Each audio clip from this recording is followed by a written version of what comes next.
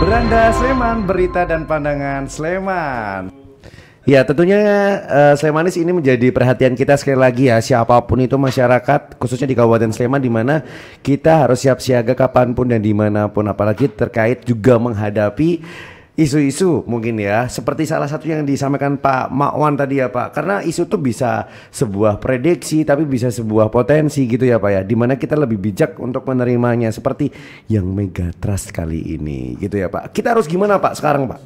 Nah, yang terpenting bagi kita semua warga Sleman, terutama sekali yang sekarang baru trending itu adalah isu Megatrust. Ya. Nah, yang penting di isu ini adalah kita paham dulu tentang Megatrust sendiri itu seperti apa dan potensinya ada di mana. Jadi sebenarnya Megatrust ini apa Pak?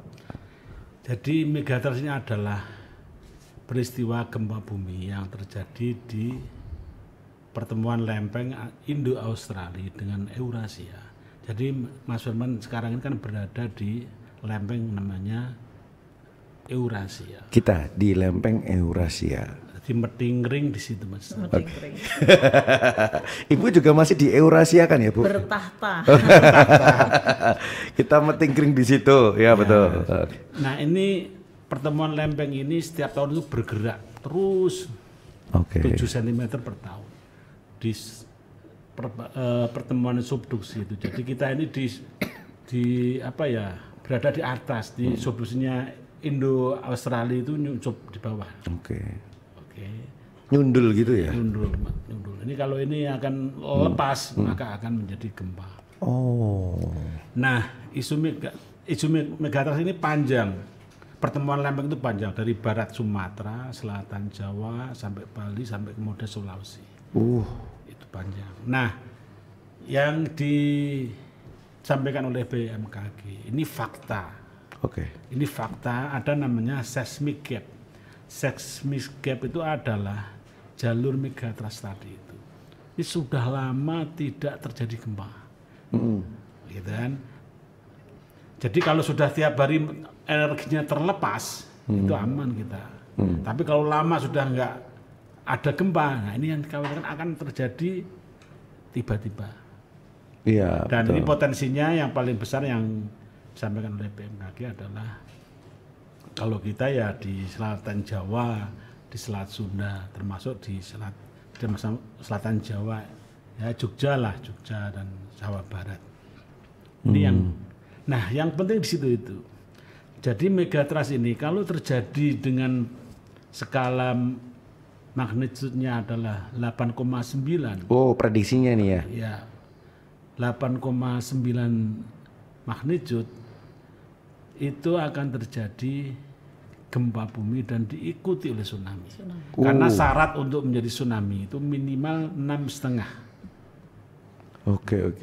Di zaman 2004 Aceh saja itu kan aktif di Megatrust juga, 9,3. Tsunami-nya berapa Mas Firman? 30 meter. Ini berarti menjadi ini ya, apa perhatian sendiri untuk kita ya? Iya, oleh karena itu mitigasinya kayak apa? Kan gitu. Iya. Yang pertama, satu tidak boleh panik. Dengan cara apa? Memahami Megatrust itu di mana dan seperti apa. Artinya Megatrust itu adalah gempa bumi di pertemuan lempeng subduksi di samudera sana, cukup jauh dari wilayah kita. Kemudian kalau lebih dari 6,5 berpotensi tsunami. Nah, ketika terjadi tsunami, kalau Aceh 9,3 itu 30 ya paling tidak separuhnya lah, 15 atau 20 lah kira-kira. Nah, kemudian yang penting apa? Evakuasi tsunami itu yang penting di ketinggian. Artinya kita harus tahu kita itu berada di mana. Di MDPL berapa? Mas Leman tahu berapa sekarang kita berada? Kalau tanya saya taunya gaji saya per bulan di sini. Nah, gimana? MDPL berapa Pak emang Pak? Serius. Iya. Silakan gunakan aplikasi Altimeter. Ada itu ya Bu ya? Ada. Altimeter. Alti Firman mah. Ketinggian. Oh ya, Altimeter. Kalau saya kemarin cek itu 200 kita berada di sini. Aman nggak nih? Nah sekarang kalau tsunami-nya Aceh dengan 9,30 meter, kita berada di 200. Aman enggak? Yo jauh banget. Amin lah. Amin gitu Oleh ya. karena itu, kepanikan itu kita keluar dari sini, pemahaman, pengetahuan. Oke. Pusat gempanya ada di jalur megatrust seperti di Samudra. Tinggal ngecek nanti magnitudonya berapa. Oke. Yang kedua yang perlu tahu juga adalah di sebelah selatan kita ini ada bangunan gede atau ada bukit apa? Karena itu akan membantu kita. Oke. Yang pasti di selatan itu ada gumuk pasir. Itu juga bisa memecah gelombang tsunami, menghambat. Oke. Kemudian ada bukit, misalnya kalau di Sleman ini kan bukit yang gamping gitu. Itu juga ada. Termasuk mengamankan. Kalau di Gumuk Pasir itu berapa MDPL tadi ya Pak? Nah itu mari kita cek bareng-bareng. Harus ke sana pakai aplikasi. Ini keren sekali ya, sebuah tambahan wawasan baru buat kita Slemani supaya kita tetap siaga dimanapun kita berada. Nah kemudian kita kita kan punya Linmas 8.000 kata Pak Bukasat tadi. Ini potensi focal point ini. Potensi untuk memberikan pencerahan kepada masyarakat. Ya oleh karena itu kalau di Sleman itu yang penting bukan pikirnya tsunami, pikiran kita adalah efek dari getaran gempanya. Kalau tsunami insya Allah aman. Iya oke. Tapi ini Bu Evi kalau tadi disinggung Linmas gitu ya, ini sampai saat ini sejauh ini bagaimana peran Linmas di masyarakat? Ini banyak banget ya 8.000 ya?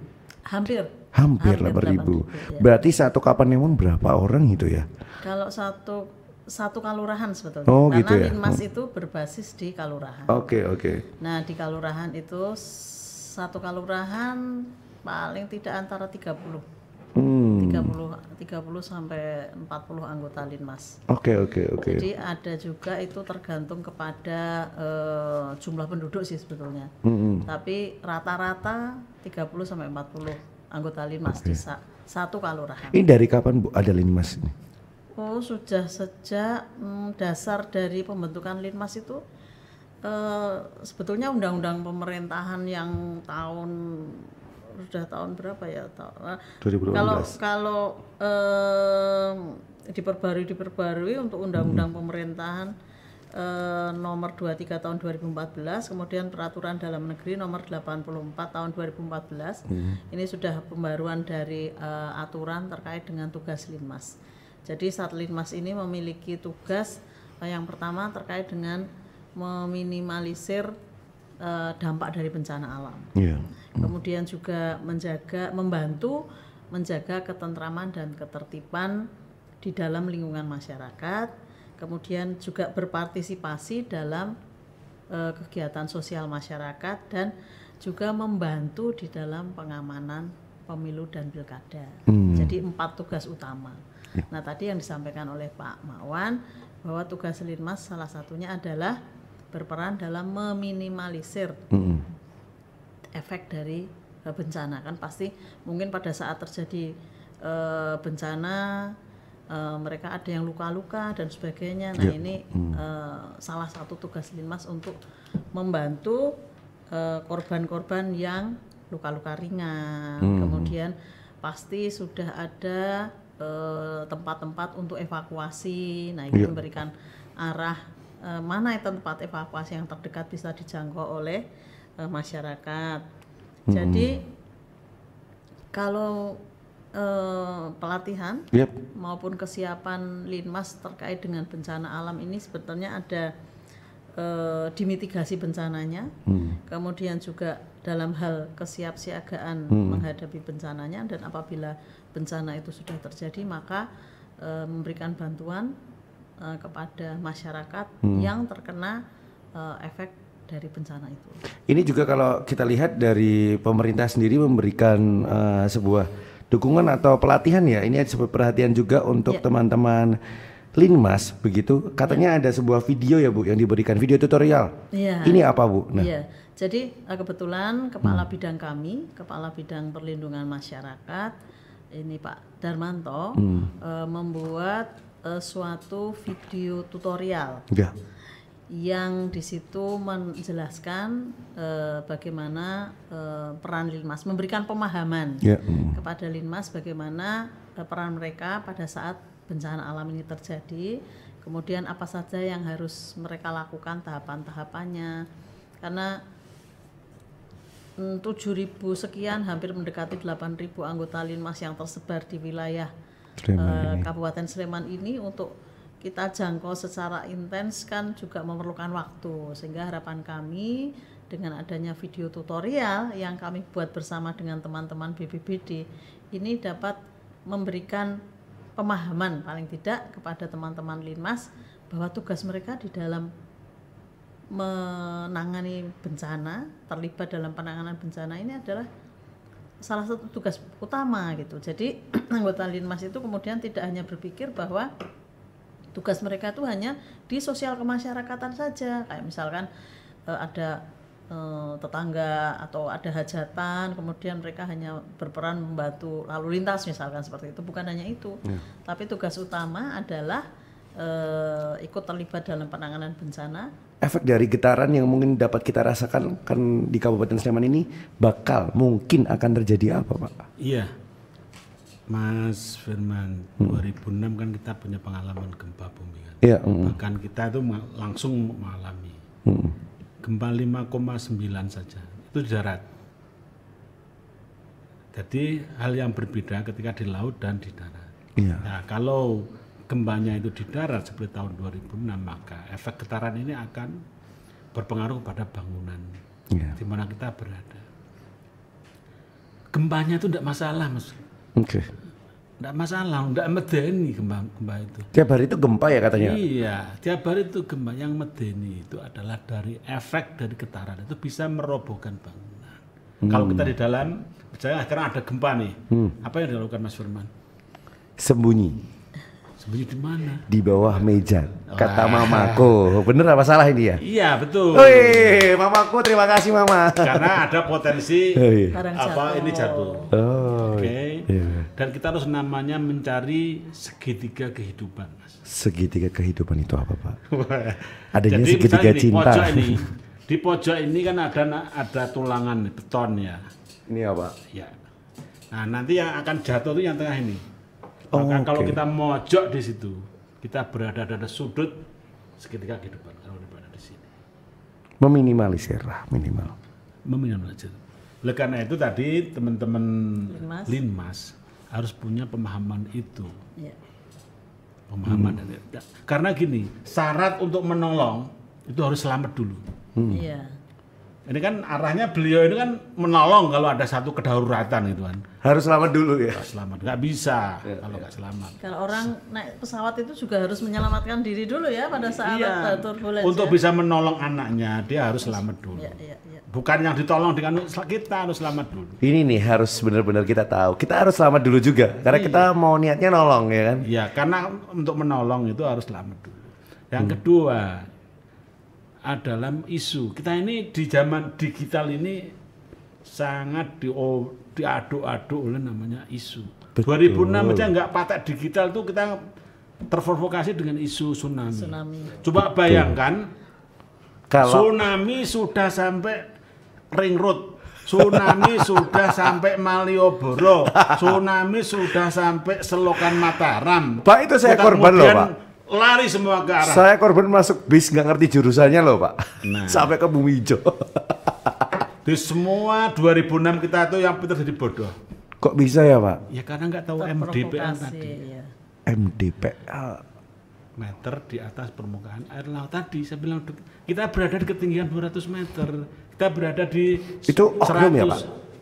Bu, itu oknum nggak sih? Kayak gitu. Tahu, pokoknya yang pasti orang bergerak bersama bodoh bareng kan. Terus gitu. kan Karena dalam kepanikan. Iya. Karena dalam petik kepanik. Ketika panik tidak berpikir logis. Tapi bisa rombongan loh itu. Semua. Oh, itu sukses banget loh itu yang bikin. Ya luar biasa. Padahal bikin itu 3 jam setelah kejadian loh itu.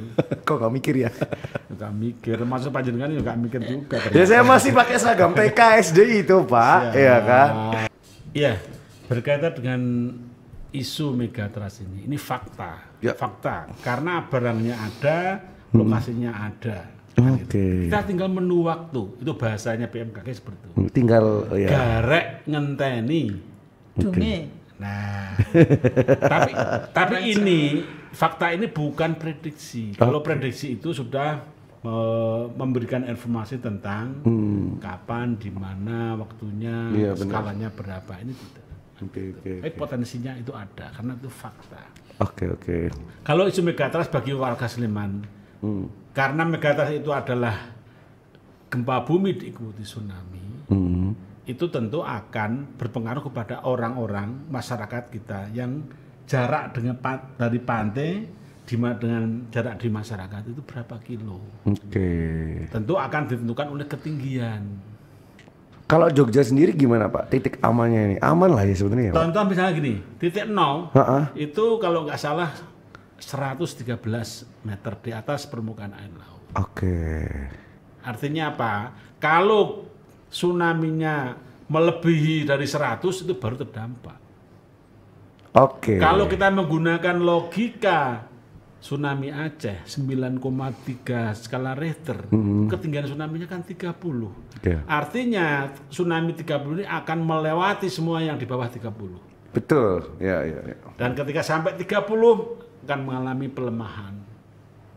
Oleh karena itu tsunami itu cara mitigasinya adalah mencari tempat yang lebih tinggi dari potensi tsunami yang ada. Kalau kita 30 ya paling enggak di 50 lah kita berada di lokasi itu. Tapi persoalannya adalah apakah kemudian masyarakat kita sudah tahu posisinya. Nah ini Pak, saya aja nggak ngerti kok Pak. Ini berapa MDPL tadi? Iya, sekarang kita kasih tahu. Pakai aplikasi Altimeter. Nah, gue gampangan gue patokan nih Mas. Nah, Sleman sini tuh lapangan itu tempat saya berada itu 200 meter. Kalau lumayan tinggi lah. Titik 0 itu 113. Kau nak rapi itu dicek mana ulang rapor. Merapi berapa ya Pak? Wah, kalau Merapi kan 2.900. Aman sekali sampai sana. Sekali ya. Kalau sampai di puncak Merapi semua rata. Mari kita bersama-sama. Ramaikan Merapi. Nah itu Mas. Kemudian sekali lagi, karena kita di Sleman, maka yang harus kita perhatikan betul adalah dari efek getaran gempa itu. Karena kita ini memiliki sifat tanah itu beda-beda. Yang paling rawan di mana Pak? Sleman Timur. Ada Berbah, sebagian Kalasan, sebagian Prambanan. Itu yang paling merah. Karena peta ini sudah terkonfirmasi kejadian gempa 2006. Setelah kita cek begitu, bener nih. Ternyata di peta saya yang merah ini semua roboh. Karena kondisi tanah ya berbeda-beda tadi. Dia mempunyai amplifikasi terhadap getaran gempa. Kalau yang merah itu meningkatkan satu tingkat. Karena dibuat skala log. Log 10 itu kan 1. Jadi yang di merah ini 1, Mas. Jadi kalau ada sumber gempanya 6, itu seolah-olah getarannya kayak ada gempa 7. Wow, gitu. Jadi maka terasa beda. Nah ini menjadi penting untuk dipahami kita semua. Selain itu Pak, Sleman Timur berarti yang lumayan oke lah, aman ke naik ke sini ya? Ya memang bentuknya blok-blok. Karena itu kan jadi ini diukur. Kami peta ini dibuat dengan pengukuran setiap 500 meter itu dipasangi seismograf. Dan itu menunjukkan sifat aslinya dari tanah yang kita pijak. Itu beda-beda. Ada yang bisa namanya meredam lah gampangannya. Ada yang meningkatkan. Nah biasanya yang merah ini adalah secara geologi tanah itu terbentuk baru. Mungkin dulunya misalnya danau gitu, kemudian mengalami sedimentasi karena masyarakat sudah tidak punya lahan lagi ya dipakai untuk bangunan rumah. Jadi dasarnya itu enggak solid ya, enggak. Iya, beda.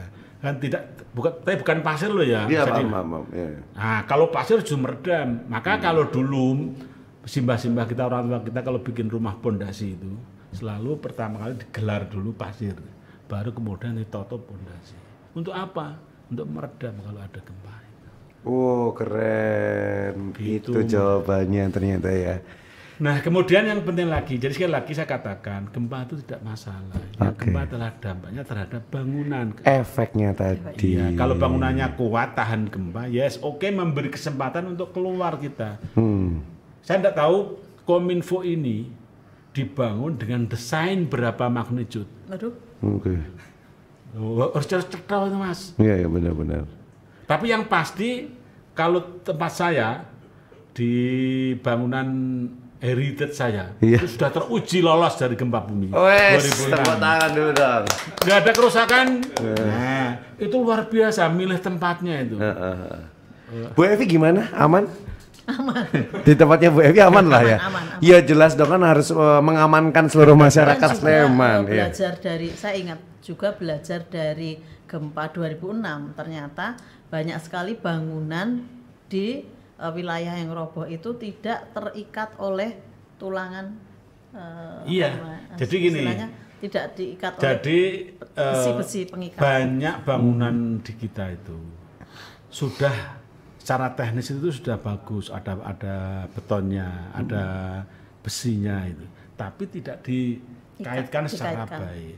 Mung ditemplekno gini kan nggak ada gunanya. Kalau diingatkan tukangnya itu, sudahlah saya yang tanggung jawab. Kalau nanti ada gempa rusak, saya yang siap untuk dandani. Dia bayar lagi kita kan? Iya benar. Hal itu jadi itu ya, aware kita ya di situ ya Pak. Dia harus diikat. Supaya apa? Supaya kalaupun ada kerusakan, masih memberikan keselamatan kepada kita, masih sempat kita selamat kan begitu. Yang penting aman dan nyaman semua ya Bu Evi ya di sini ya. Ini kalau dari Satpol PP sendiri, Bu Evi sendiri sekarang lagi giat apa aja Bu bulan-bulan ini? Kami tetap sih, kami tugas utamanya adalah penegakan peraturan daerah dan peraturan kepala daerah. Kemudian ketentraman dan ketertiban umum, jadi apapun yang berpotensi dan sudah menjadi ancaman bagi Terantib Bumlinmas ini yang kami laksanakan. Jadi seperti banyak ya yang kegiatan yang kayak pengaduan masyarakat terkait dengan PKL, terkait dengan kebisingan suara. Banyak itu? Setiap hari. Pembakaran sampah liar, pembuangan sampah liar, kemudian juga kejahatan jalanan yang dilakukan oleh anak-anak sekolah, ini salah satunya penjualan miras ilegal. Wah itu sudah. Nah itu kan menjadi salah satu tugas juga teman-teman Satlinmas yang dibentuk tadi ya Bu ya.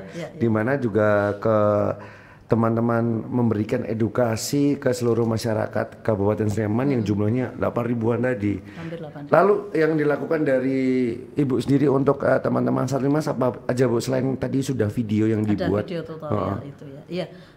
Tadi sampaikan oleh Pak Makwan bahwa untuk menyelamatkan atau berperan di dalam membantu meminimalisir korban dari bencana alam, itu kita harus memiliki pemahaman bagaimana sih menolong korban bencana alam, dan semua anggota Satlinmas ini harus memiliki pemahaman, kemudian harus memiliki sudah menerima edukasi apa yang harus dia lakukan, kemudian dia juga memiliki pengetahuan, terutama adalah menyampaikan kepada masyarakat. Ya, dia menjadi komunikator ya Pak Makwan ya, komunikator untuk menyampaikan kepada masyarakat apabila terjadi bencana atau kemudian ada hoax terkait dengan bencana, itu sebetulnya apa yang harus dilakukan, berita-berita yang sebetulnya itu apa, itu harapannya mengurangi terulangnya kejadian di 2006 pada saat berbondong-bondong orang menuju ke utara karena dikira tsunami sudah sampai di wilayah Ring Road itu kan. Nah itu kan karena konyol sekali menurut saya, orang sampai ada kecelakaan dan sebagainya, malah justru itu tidak membuat orang aware terhadap bencana, tapi menimbulkan kepanikan tersendiri. Nah, salah satu tugas dari anggota Linmas adalah seperti itu. Nah, kami kaitannya dengan isu megatrust dan juga bencana lain yang dimiliki oleh Kabupaten Sleman, kan ada